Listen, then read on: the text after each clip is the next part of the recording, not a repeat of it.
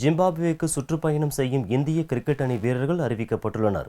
ஜிம்பாப்வேயில் June 11ஆம் தேதி முதல் 22ஆம் தேதி வரை இந்திய கிரிக்கெட் அணி சுற்றுப்பயணம் மேற்கொள்கிறது.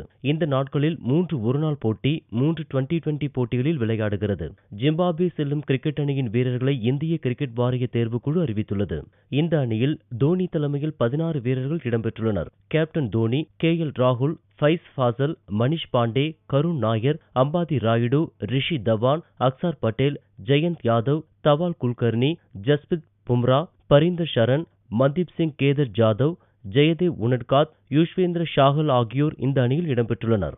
மேலும் ஜூலை மற்றும் ஆகஸ்ட் மாதம் வெஸ்ட் இண்டீஸ் சுற்றுப்பயணம் மேற்கொள்ளும் இந்திய கிரிக்கெட் அணி வீரர்களும் அறிவிக்கப்பட்டுள்ளனர். கோலி தலைமையிலான இந்த அணியில் 17 வீரர்கள் இடம்பெற்றுள்ளனர். கேப்டன் விராட் கோலி, முரளி விஜய், ஷிகர் தவான், KL ராகுல், புஜாரா, அஜின்கியா ரஹானே துணை கேப்டனாகவும், ரோஹித் சர்மா, விருதிமான் சாஹா, அஸ்வின், அமித் மிஸ்ரா, ரவீந்தர் ஜடேஜா, இஷாந்த் சர்மா, முகமது ஷமி, புவனேஷ் குமார், உமேஷ் யாதவ், ஷர்தால் தாகூர், ஸ்டூவர்ட் பின்னி ஆகியோர் இந்த அணியில் இடம்பெற்றுள்ளனர்.